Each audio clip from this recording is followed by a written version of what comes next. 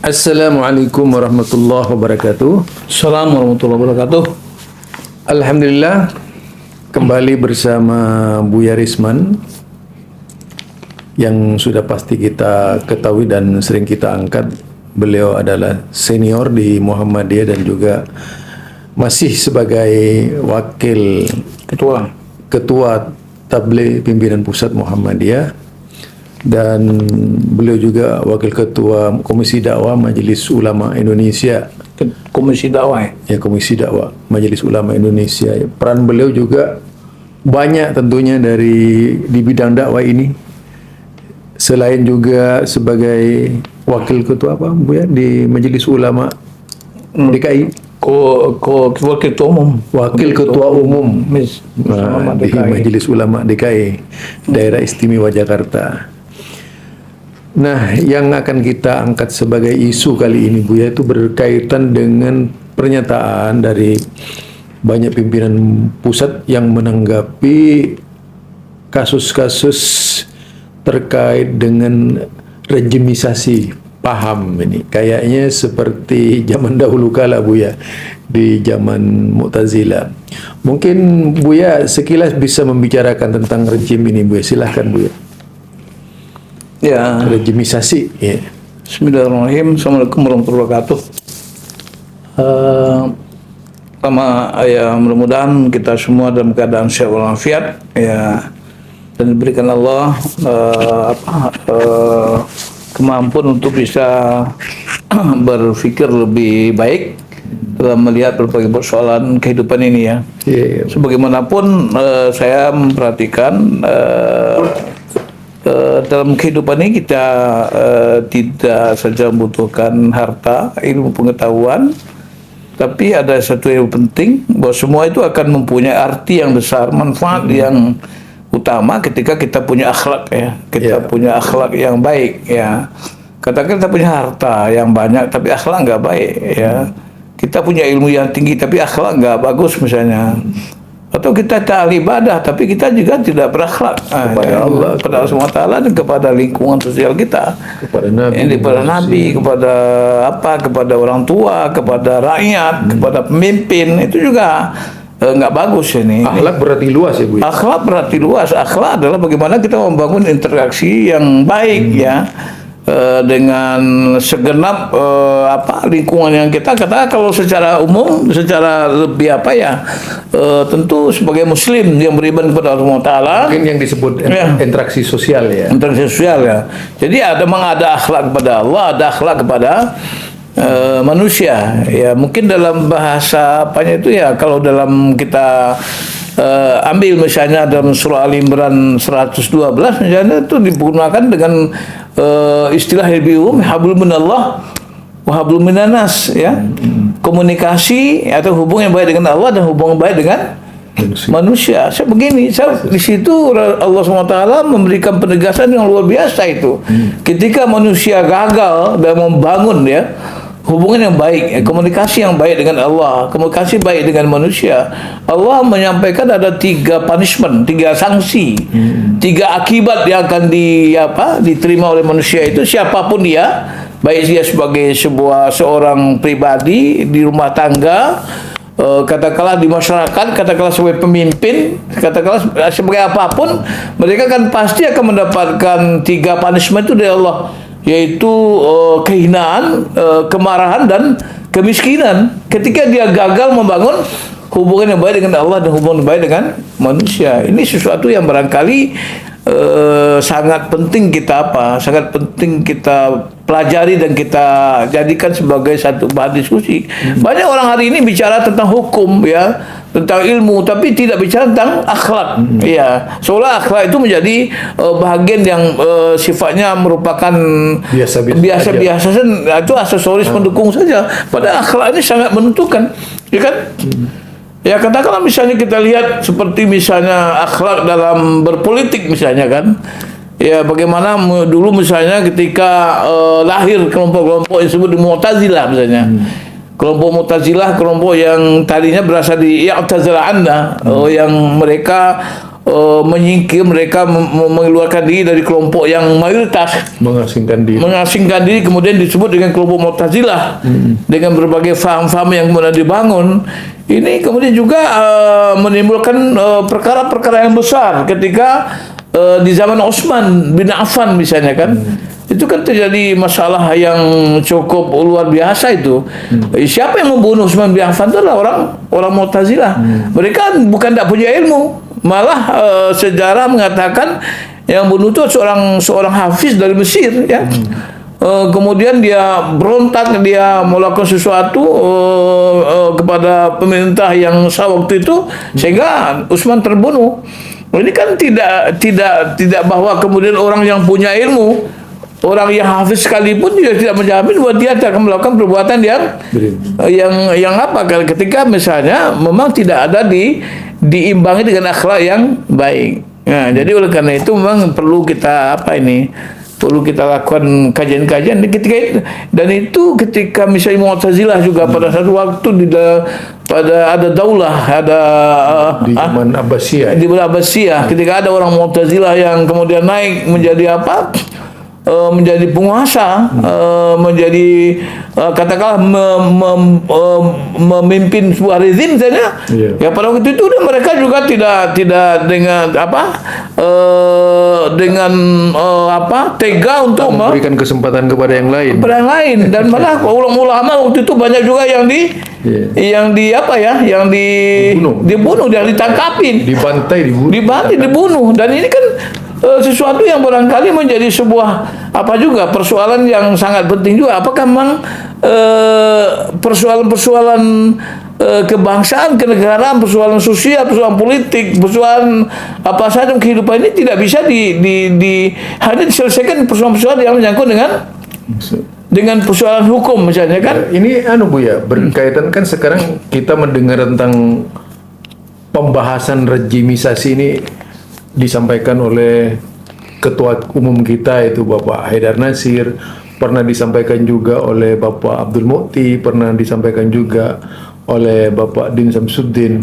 Ini kayaknya memang erat kaitannya Bu ya dengan kondisi yang terjadi di zaman Mu'tazilah dengan zaman sekarang.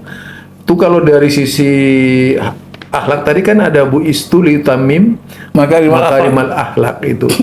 Jadi jelaskan ada kaitannya. Memang yang sangat dibutuhkan oleh orang sekarang ini tuh akhlak. Ini akhlak seperti apa Bu ya menghadapi kelompok-kelompok yang mulai radikal ini? Ya. Jadi kan begini, kita lihat bagaimana kemudian Rasulullah membangun satu kondisi ya, interaksi politik di dalam beliau sebagai katakanlah Rasulullah pada waktu itu juga sebagai Rasul sekaligus sebagai penguasa ya, yang menetapkan hukum, yang kemudian juga memberikan keputusan tentang katakanlah mungkin hak-hak yudikatif. Termasuk juga hal yang bersifat katakanlah membuat kebijakan-kebijakan ya. Dan itu kayaknya memang kalau kita lihat bagaimana Rasulullah membangun satu hubungan intersosial yang kuat kali. Artinya Rasulullah pemimpin itu sangat mencintai ya, sangat mencintai rakyatnya, sangat betul-betul merasa dalam Al-Quran itu apa istilahnya itu betul-betul merasa konsen, merasa peduli ya, sangat sayang terhadap bapaknya. Jadi pemimpin ya Rasulullah loyal, sangat loyal ya. Pemimpinnya sangat sayang, sangat santun, sangat ramah, sangat terbuka. Interaksi loyalitas ya dengan masyarakatnya, dengan jamaahnya. Rasulullah juga sebagai imam waktu itu, pemimpin tidak menjadikannya sebagai orang elit yang tidak elitis ya. Tapi dia dengan konsep berjamaah, dia selalu bertemu dengan umat yang dipimpinnya, dengan masyarakat, dengan jamaahnya gitu. Dan jamaah pun dengan mudah bisa bertemu dengan Nabi Muhammad sebagai pemimpin. Jadi tidak sebagai yang dia berada di Menara Gading yang susah ditemui dan tidak begitu. Rasulullah itu menunjukkan bagaimana dia seorang pemimpin itu yang mudah diakses, mudah ditemui, dan mereka Rasulullah sangat aspiratif. Rasulullah sangat akomodatif terhadap persoalan-persoalan yang dihadapi oleh umatnya. Jadi tidak membuat satu kelompok sendiri, katakanlah kelompok-kelompok penguasa di antara para sahabat, dan di satu pihak ada rakyat, di lain pihak masyarakat yang kemudian itu tidak ketemu, dan sering apa namanya, tidak terjadi saluran komunikasinya sering tersumbat gitu. Tidak terjadi komunikasi. Tidak komunikasi yang baik gitu. Dan itu yang saya lihat, Pak. Salah satu akhlaknya itu, artinya pemimpin itu harus dekat dengan rakyatnya itu. Kalau sekarang persoalannya misalnya paham, Bu ya. Paham dijadikan sebagai penotok darah kelompok lain misalnya. Gimana nih, Bu, yang terjadi? Jadi sehingga orang lain itu tidak bisa mengembangkan pemikirannya, dan kemudian kelompok paham ini membangun sebuah kekuatan dalam dalam pemerintahan, mungkin karena ada hubungan internal dan sebagainya. Lalu itu dijadikan sebagai alat untuk membungkam orang lain. Ini bagaimana, Bu? Ya, mungkin dalam bahasa yang bisa untuk memberangus ya, paham lainnya. Nah, jadi sebenarnya begini. Jadi sebenarnya ada satu hal yang paling mendasar untuk disadari, bahwa Allah SWT menjadikan manusia itu dan alam semua ini kan penuh dengan bermacam-macam perbedaannya. Kita manusia juga berbeda-beda kan. Ya, dengan berikan akal, kemampuan, dan dipengaruhi lingkungan, pendidikan dan lain semacam itu kan, kita kan berbeda-beda faham kita. Dan sebetulnya perbedaan itu sebuah keniscayaan ya. Itu sunatullah, harus terjadi, dan memang kalau kita mau jujur ya, kemajuan dan untuk memperoleh suatu kemajuan itu perlu perbedaan, Pak. Dengan berbeda itu kita akan menjadi kekuatan untuk membangun masyarakat yang lebih dinamis, yang lebih maju dan lebih berkembang. Kalau sekarang perbedaan dijadikan alat sentimental gimana? Nah, itu yang sebetulnya itu yang rusak. Itu yang tidak benar. Sebetulnya perbedaan itu harus kita jadikan kekuatan. Bagaimana kita membuat perbedaan menjadi daya ungkit, menjadi kekuatan untuk membangun. Ya, katakan misalnya di dunia ini kita di keluarga aja lah, kalau nggak berbeda kita dengan istri kita, mau nggak, bisa nggak kita punya anak, kan bisa. Ya, keluarga itu dibangun karena perbedaan kan. Coba kalau misalnya ada sekarang di Eropa misalnya, laki-laki dibolehkan nikah sama laki-laki, perempuan sama dibenarkan nikah dengan perempuan. Kalau itu yang terjadi pada dulu, dunia ini tidak ada. Ya, akan terjadi nanti musibah demografis ya. Iya, akan Nabi Lut itu. Nabi Lut tidak bisa. Dan itu justru ya, rumah tangga yang sehat, rumah tangga yang bahagia itu rumah tangga yang dibangun, yang dibina dari sebuah perbedaan. Ada laki-laki dan perempuan. Nah, itu perbedaan itu sunatullah. Sesuatu yang ada yang ahli matematika, ada ahli fisika, ada yang ahli biografi, ada ahli metafisik dan semacam ahli visinya lain-lain juga. Lain lagi. Dan itu masing-masing katakanlah sebuah mobil misalnya. Itu tidak hanya satu keahlian, Pak. Banyak keahlian yang kalau misalnya, Bu ya, perbedaan kita itu ketika perbedaan dikendarai sebagai sebuah kekuasaan misalnya, lalu digunakan sebagai alat untuk menggempur paham yang lain dari mereka misalnya. Ya, itu yang sebetulnya yang tidak artinya apa? Yang tidak mau mengakui fakta, yang tidak menerima realitas yang ada. Mestinya tidak begitu.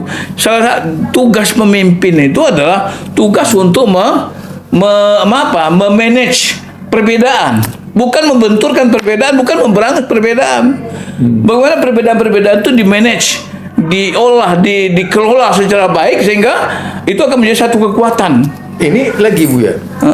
Ada kalanya mereka itu mengangkat NKRI sebagai dasar pemikiran gitu, ada kalanya mengangkat Pancasila, tapi kenyataan kemudian yang muncul paham tuh tadi, Bu. Ya, ini yang sebetulnya kita tentu harus jujur dengan sejarah. Yang penting kalau kita bicara Pancasila, kita bicara negara kesatuan Indonesia, tentu kita bicara dalam perspektif sejarah, perspektif undang-undang, dasar negara kita apa, dan itu kita harus pahami, tidak mencoba melakukan memahami ya Pancasila 45 itu seperti apa yang kita mau dan sesuai dengan kepentingan kita. Jadi artinya jangan kemudian ini jadikan alat untuk kepentingan kelompok dan malah mencederai orang lain. Kita harus ada kejujuran sejarah kita, ada kejujuran intelektual. Dan apalagi sebagai pemimpin kan, dan ini penting Pak. Kenapa? Karena ini menyangkut dengan akhlak juga. Di antara akhlak pemimpin itu adalah keadilan. Jangan-jangan ini vini vidi vici itu Bu ya. Siapa yang kuat dia menang gitu. Nah itu yang tidak, itu namanya bukan akhlak bukan akhlak manusia. Akhlak barat Pak ya. Itu bukan akhlak barat juga Pak. Itu akhlak rimba itu namanya. Itu hukum rimba namanya itu. Siapa yang kuat itu yang menang ya. Nah, itu raja hutan namanya itu kan. kalau manusia itu ya kekuatan itu bukan pada kekuatan fisik, bukan pada kekuasaan. Kekuatan itu pada akhlak, pada ilmu ya. Dan karena itu adalah ukuran kemanusiaan seperti itu. Ya masalahnya yang terjadi itu vini vidi vici sekarang ini Bu ya gitu. Ya inilah yang barangkali tugas kita para mubaligh, para pemimpin umat, katakanlah itu Muhammadiyah, Nahdlatul Ulama, kemudian juga di Majelis Ulama Indonesia misalnya. Tugasnya itu bagaimana kemudian kita selalu berusaha mendakwakan, mengajak manusia siapapun betul-betul dapat mengelola kehidupan di permukaan bumi ini sebagai bagian dari tugas kita ibadah kepada Allah Taala, dan sebagai khalifah bagaimana kemudian ini dijalankan sesuai dengan syariat Allah Taala, dijalankan sesuai dengan petunjuk-petunjuk Allah, panduan dan guidance yang Allah berikan. Makanya Allah SWT ketika Adam diturunkan ke bumi, Allah sudah memberikan wanti-wanti. Qulna bitu minha jami'a fa imma ya'takum min huda faman tabi'a huda fala khaufun 'alaihim wa lahum yahzanun. Ya, kata Allah mengatakan kami perintahkan kepada Adam dan kepada semuanya itu supaya turun ke bumi, tapi Allah katakan jika nanti sekiranya datang kepadamu petunjuk dariku, faman tabi'a hudaya, barang siapa yang mau mengikuti petunjuk, yang mau ikut dengan mengikuti petunjuk, katakanlah way of life, direction for use ya, petunjuk pakai yang Allah turunkan itu, Allah jamin kalian tidak akan merasa takut menghadapi apa yang akan terjadi di dunia, dan juga tidak akan pernah bersedih hati dengan apa yang pernah Anda lalui. Ini kan jaminan Allah. Allah memberikan garansi bahwa keselamatan itu akan bisa kita temukan, kita capai, kita peroleh dalam kehidupan dunia ini, baik dalam kehidupan bernegara, bermasyarakat, berbangsa, dalam kaitan juga dengan hubungan personal, ketika kita mau mengikuti petunjuk Allah Taala. Itu intinya Pak. Tetapi ketika kita mengikuti kemauan pikiran kita, kemauan kepentingan pribadi, kepentingan kelompok, kepentingan lain sebagainya, yang kemudian itu kita jadikan sebagai ukuran-ukuran untuk melakukan keputusan-keputusan kita, mengambil kebijakan-kebijakan bukan berdasarkan keadilan, bukan berdasarkan pertimbangan kemaslahatan untuk kehidupan di permukaan bumi bagi semua manusia, maka itu kan terjadi nanti apa? Yang terjadi adalah kehancuran Pak. Iya, dulu itu kan Khalifah Al-Ma'mun ya, dari tokoh Mu'tazilah. Kemudian ada beberapa khalifah juga sampai Harun Ar-Rasyid, itu masih Mu'tazilah Bu ya. Walaupun di zaman Harun Ar-Rasyid itu belum parah. Nah ini kan paham gitu ya, paham yang terorganisir kemudian menjadi kekuatan negara, lalu dijadikan sebagai alat politik, sebagai alat politik. Politik itu sendiri kan halal pada intinya. Tapi kalau dijadikan alat politik Bu ya, untuk menumpas paham orang lain gitu. Ini Bu ya, gimana ini Bu ya? Jadi memang begini. Tentu dalam wilayah yang ijtihadiyah ya, yang kita boleh berbeda. Tentu kita tidak boleh menghukum ya, faham orang lain sesuatu yang dengan sesat kemudian kita serang habis-habis, enggak begitu. Kecuali yang misalnya faham-faham seperti Indonesia, misalnya komunisme yang anti Tuhan, itu jelas bagi kita bangsa Indonesia yang sudah sepakat dengan Pancasila, dan Undang-Undang 45 yang di mana di Undang-Undang 45 itu pasal 9 ayat 1 itu menyatakan negara bersangkut Tuhan Yang Maha Esa, ini bagaimanapun harus kita habisi. Tapi kalau misalnya faham-faham yang menyangkut wilayah ijtihadiyah misalnya dan beragama misalnya, di Indonesia ini kan jangan faham-faham antara kita sama Muslim, sesama beriman sama agama Islam, berbeda agama pun di Indonesia ini juga enggak ada apa. Ya kalau sekarang ada kekuasaan Bu ya, ada kekuasaan yang kemudian menggandeng kelompok paham misalnya ya, kekuasaan yang menggandeng kelompok paham untuk memberangus orang lain yang sedang menyusun organisasi itu. Ini gimana supaya organisasi ini tidak berlangsung? Ya begini Pak, prinsipnya keadilan.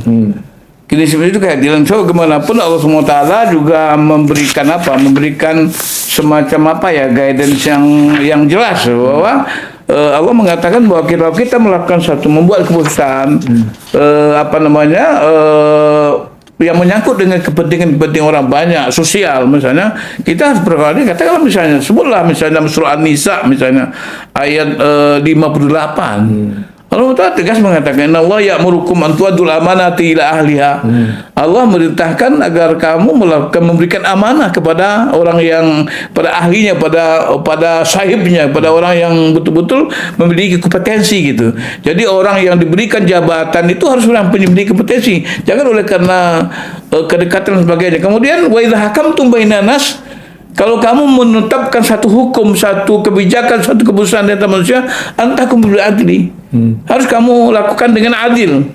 Innallaha ni'ma ya'izukum bih. Demikian Allah telah memberikan satu pelajaran yang terbaik agar, dan Allah itu sangat mempunyai sami'an basirah. Allah itu melihat dan mendengar dan melihat. Artinya apa? Bahwa ajaran Allah ini artinya aturan yang Allah turunkan ini akan diperhatikan Allah. Allah tidak akan membiarkan begitu saja. Semua itu akan tercatat, ya kan? Menjadi catatan. Misalnya kalau kita melakukan ketidakadilan, katakan hari ini bisa ketidakadilan, tapi nanti ketidakadilan itu kan, ya yakinlah bahwa nanti akan ada keadilan yang sesungguhnya di hadapan Allah SWT. Salah satu hadis Bu ya, misalnya ada satu hadis yang berkaitan dengan kelompok yang mendapatkan perlindungan dari Allah, diantaranya adalah imamun adil itu. Bagaimana merumuskan imamun adil ini Bu ya? Ya, jadi kan itu kan jelas itu bahwa sebetulnya kalau dilihat dari hadis itu kan Allah SWT, kalau tidak salah hadis Bukhari itu ya, iya, hadis Bukhari, yang menjadikan kata Allah, kata Rasulullah, sabatun, 17 kelompok yang yuzilluhumullah, Allah akan melindungi mereka nanti yaumala dzilla ila dzilluh. Di satu hari tidak ada perlindungan kecuali perlindungan Allah SWT. Yang nomor satu ya, di tengah itu adalah imamun adil. Teratas itu. Yang teratas itu. Artinya kenapa? Memang ini kenapa Allah meletakkan ini menjadi nomor satu? Karena untuk menjadi adil ini memang susah Pak. Artinya mungkin orang bisa sholat tengah malam karena sudah biasa, tidak punya persoalan Pak. Ya.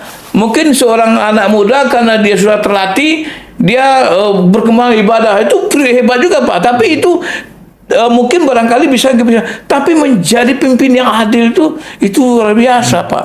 Bagaimana kita membuat sebuah keputusan yang bisa betul-betul kita tegakkan di atas hukum-hukum yang ada, dan kita melakukannya tanpa kita melihat kepentingan-kepentingan tertentu. Jangan kita misalnya membuat keputusan-keputusan yang menguntungkan kepentingan politik kelompok kita. Ini kan luar biasa Pak. Jadi oleh karena itu imamun adil, pemimpin adil itu pemimpin yang betul-betul mampu melaksanakan keadilan yang secara personal. Apalagi Allah SWT ini perintah Pak.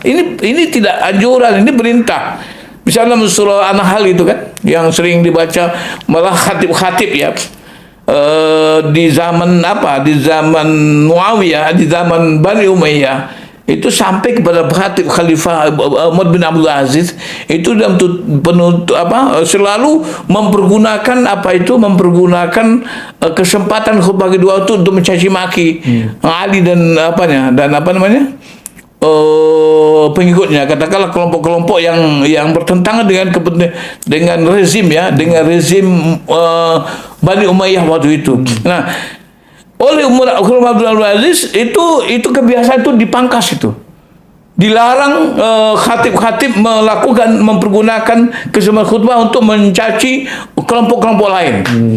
Kemudian diganti dengan apa? Diganti dengan membaca surah An-Nahl ayat 90 yang bunyinya innallaha ya'muru bil adli wal ihsan wa ita'il qurba wa yanha 'anil fahsya'i wal munkar wal baghi ya'izukum la'allakum tadhakkarun. Sungguhnya Allah memerintahkan kalian untuk berbuat adil, peduli kepada berbuat ihsan, ya, wa ita'il qurba, dan memberikan kepada kerabat, dan ya mencegah daripada perbuatan yang fahsya dan mungkar dan permusuhan. Dan Allah memberikan pelajaran kepada kamu agar kamu mengambil pelajaran dari itu. Artinya apa yang perlu saya katakan di sini, bahwa Khalifah Umar bin Abdul Aziz ini betul-betul menjadikan ini bukan sunnah, Pak. Jadi kalau ada khatib tidak baca ini tidak apa-apa. Ini dimulai dari zaman Umar bin Aziz. Kenapa? Karena ketika itu dia melihat kecenderungan dari rezim Umayyah waktu itu, ya Bani Umayyah waktu itu selalu menjadikan kesempatannya, kekuatan dan menghantam kelompok-kelompok lain, gitu ya. Kelompok-kelompok lain. Nah, oleh Umar bin Aziz yang waktu itu yang hari ini kita pelajari, beliau seorang khalifah yang adil di antara khalifah Bani Umayyah terakhir itu. Dan dia berhasil, Pak. Dalam waktu berapa bulan? 3 tahun kalau tidak salah. Dia bisa mengembalikan ekonomi waktu itu yang terpuruk menjadi baik. Ini Pak yang dibaca adanya, Pak. Jadi artinya ini prinsip keadilan itu harus menjadi prinsip keadilan, perbuatan baik, dan ada rasa malu kepada Allah. Ya, ini kalau kita bandingkan ini peristiwa di zamannya Bani Umayyah ini, Bu ya. Kalau dilihat nih ada kemiripan dengan yang terjadi sekarang itu, Bu ya. Mengatasi ini misalnya sebagai seorang ustadz, Bu ya, bagaimana menyikapi kondisi yang dirasakan oleh umat ini, umat yang merasakan kayaknya, Bu ya. Dan seperti ditangkap adanya ketidakadilan di dalam menyikapi dan memberikan rasa yang beda dengan lainnya gitu. Itu muncul dari kelompok yang tidak disukai misalnya. Harusnya kan ini tidak dilakukan oleh oleh sebagai seorang yang adil tadi, Bu ya. Nah, untuk memberikan solusi semacam ini menghadapi kondisi seperti ini, solusinya seperti apa, Bu ya? Solusinya ini? Sebetulnya begini, kalau saya kan juga aktivis di di Muslim Manusia ya. Saya juga kalau boleh mengatakan saya ini juga salah seorang wakil ketua di Pusat Dakwah Perbaikan Akhlak Bangsa. Yang saya pikir ini juga merupakan tanggung jawab kita juga. Dan di salah satu daripada visi dan misi dari Musyawarah perannya itu dalam kehidupan bangsa ini merupakan sadiqul hukumah. Sadiqul hukumah itu artinya apa? Mitra penguasa, mitra pemerintah. Jadi mitra itu apa? Mitra itu yang bisa memberikan nasihat, memberikan katakanlah semacam pikiran-pikiran, rencana-rencana bagus, usul-usulan tentang perbaikan terhadap pemerintah. Ide-ide yang bermanfaat. Jadi artinya begini, ide-ide yang bermanfaat. Jangan kemudian kalau misalnya teman, kalau kita ini berteman nih, kalau Pak Zul ini melakukan sesuatu yang nggak baik, saya biarkan, itu bukan teman, Pak. Dan kita harus diyakini oleh siapapun, termasuk oleh katakanlah ulama, penguasa, siapapun. Kalau ada orang yang memberikan koreksi, teguran, kritik dan macam, itu harus disikapi dan harus pandang bahwa itu adalah teman yang sejati. Jangan kemudian kita tersinggung, Pak. Kalau ada ulama yang nggak mau dinasihati karena dia merasa ulama, gimana itu? Ya, itu kan berarti kan sudah di luar di luar akhlaknya seorang Muslim. Rasulullah saja misalnya pada satu waktu ketika dia dikritik Allah SWT, berkali-kali kemudian disampaikan kepada orang lain kan ayat Abasa wa Tawalla kan. Ketika dia sedang lobby melakukan pembicaraan dengan pemuka-pemuka itu, ada kemudian datang si orang buta, kemudian diabaikan Rasulullah, tidak dipedulikan. Abasa wa Tawalla itu kan Rasulullah Allah angkat itu, kemudian Rasulullah karena dia bersifat tabri tidak sembunyikan itu. Ya, termasuk itu, Bu ya, juga masalah at-tahrim. Ya ayuhan nabi lima tuharrimu ma ahallallahu laka tabtaghi mardata azwajik. Ketika Allah mengkritik dan mengingatkan Nabi kan, kenapa kamu menghalalkan sesuatu yang Allah haramkan gitu. Mengharamkan sesuatu yang halal. Iya aja lima harimu ma'alallah ya. Kenapa kamu mengharamkan apa yang Allah halalkan kan gitu. Artinya begini. Artinya apa Pak? Itu Nabi ya. Jadi instrumen yang penting kita hidupkan Pak sekarang. Dan semua orang harus sepakat itu instrumen itu harus menjadi penting ya lah. Nasihat Pak, kritik, autokritik itu penting. Di masyarakat, di dalam keluarga juga, di Muhammadiyah juga, di negara juga kritik penting. Seketika kritik itu tidak ada lagi, ketika orang tidak berani lagi menyampaikan kebenaran, ya. Kepada siapapun ini adalah merupakan salah satu Pak, itu tanda-tanda kehancuran. Tanda kehancuran itu. Kalau misalnya di sini orang saling membiarkan Pak. Coba kalau misalnya Rasulullah kan sederhana menyampaikan. Rasulullah tanya sama sahabat, kalian kalau misalnya di atas kapal itu, kemudian ada orang-orang yang berada di lantai bawah, karena dia malas untuk naik ke atas ngambil air. Dia kemudian dia lubangi ya lambung kapal itu. Kemudian kamu biarkan saja gimana? Karam semua Ya Rasulullah. Itulah yang Rasulullah katakan. Kalau di masyarakat tidak ada yang berani amar ma'ruf munkar, maka akan hancurlah masyarakat itu. Gitu juga Pak, di organisasi, di negara begitu juga. Kalau orang sudah saling membiarkan permisif terhadap kemungkaran, maka akan terjadi kehancuran. Oleh karena itu Pak, maka kita harus menghargai, harus memberikan tempat, harus memberikan akomodatif, aspiratif terhadap segala sesuatu yang mungkin disampaikan. Dan itu tidak dianggap sebagai sebuah Pak. Jangan dianggap sebagai sesuatu yang merugikan kepentingan pribadi kita, kepentingan organisasi, kepentingan penguasa. Tidak. Ya adanya kritikan, ada nasihat, ada koreksi yang disampaikan oleh pihak lain, itu adalah sesuatu yang bisa menyelamatkan kita dari kehancuran yang lebih besar. Ini Bu ya, kalau kita lihat kalau di tahun berapa ya, tahun 70-an mungkin Buya sudah ini ya, artinya banyak aktivitas juga. Saya sudah jadi ketua KAPI itu Pak. Itu kalau kita perhatikan, kalau di tahun 70-an itu seruan-seruan ulama selalu bersatu supaya bersatu. Ini kok beda dengan sekarang Bu ya? Kayaknya banyak di antara mereka yang menjadi corong-corong perpecahan tuh Bu ya. Ya itulah Pak. Jadi artinya apa? Jadi kita harus mewaspadai Pak. Memang kadang-kadang kita harus waspada. Ada kelompok-kelompok yang memang kekuatan-kekuatan tertentu yang berusaha kita ini berpecah belah. Dan bangsa ini kan bangsa yang kuat Pak, bangsa yang kaya. Ya, dan bagaimanapun Pak, umat Islam itu mayoritas. Ketika umat Islam satu sama lain saling memfitnah, saling berpecah belah, kita tidak bersatu Pak. Ini yang akan menerima akibatnya itu bukan umat Islam saja, Pak, bangsa ini. Artinya apa? Ketika umat Islam berpecah belah, umat Islam saling bermusuhan, saling satu sama lain. Itu artinya apa? Ini bangsa kita tidak satu. Bangsa ini sedang menghadapi satu persoalan besar. Pesan terakhir Bu ya. Pesan terakhir yo. Jadi gini Pak, bagaimana kita kemudian dalam kehidupan di tengah masyarakat, baik dalam suatu skop yang kecil, katakan di organisasi, dalam kehidupan berbangsa bernegara, kita harus hidupkan saling menasihati. Tentu bagaimanapun harus dengan cara yang benar. Kalau saya mengatakan begitu, prinsipnya itu wa tawassaw bil haq wa tawassaw bis sabri wa tawassaw bil marhamah, tausiah dengan kebenaran, tausiah dengan kesabaran, tausiah dengan kasih sayang itu. Membangun ruhama bainahum. Jadi kemudian juga saya katakan prinsip kita di Muhammadiyah itu adalah bagaimana kemudian amar ma'ruf dengan cara yang ma'ruf, nahi mungkar juga dengan cara yang ma'ruf. Itu yang penting Pak, kuncinya. Jangan nahi mungkar dengan cara mungkar. Itu sama membersihkan yang kotor dengan air yang kotor Pak. Apalagi nahi ma'ruf. Ya, apalagi misalnya melarang yang ma'ruf, itu yang paling nggak boleh. Nah itu Pak, jadi karena itu pesan saya itu, bagaimana kemudian mari kita bangun kasih sayang di antara pemimpin dan umatnya. Jangan kemudian kita malah antara umat. Kalau di Padang itu Pak, itu ada prinsip itu, pemimpin itu yang didahulukan selangkah dan ditinggi seranting. Maksudnya apa? Jangan terlalu jauh melangkah begitu pemimpinnya, kemudian dipimpin di belakang. Ketika pemimpinnya itu belok, nggak tahu belok kanan belok kiri.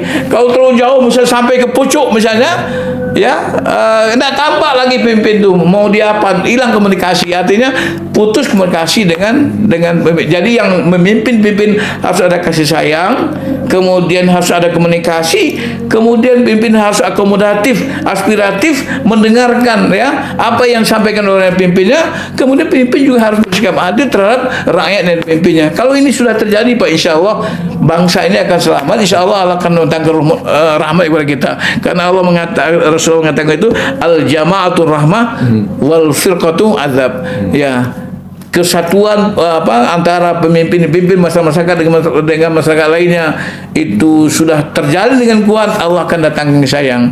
Tapi sebaliknya ketika sudah berpecah belah antara yang dipimpin dengan pemimpinnya sudah jauh, kemudian yang dipimpin dengan dipimpin, nanti masyarakat juga sudah pecah belah, maka ini Allah akan mendatangkan azab. Artinya apa? Ini akan dapat mengundang azab, ya, malapetaka. Demikian Pak, mudah-mudahan ada manfaatnya. Assalamualaikum warahmatullahi wabarakatuh. Waalaikumsalam. Demikianlah bincang-bincang kami. Saya Zulkarnain El-Maduri dan Buya Risman. Assalamualaikum warahmatullahi wabarakatuh.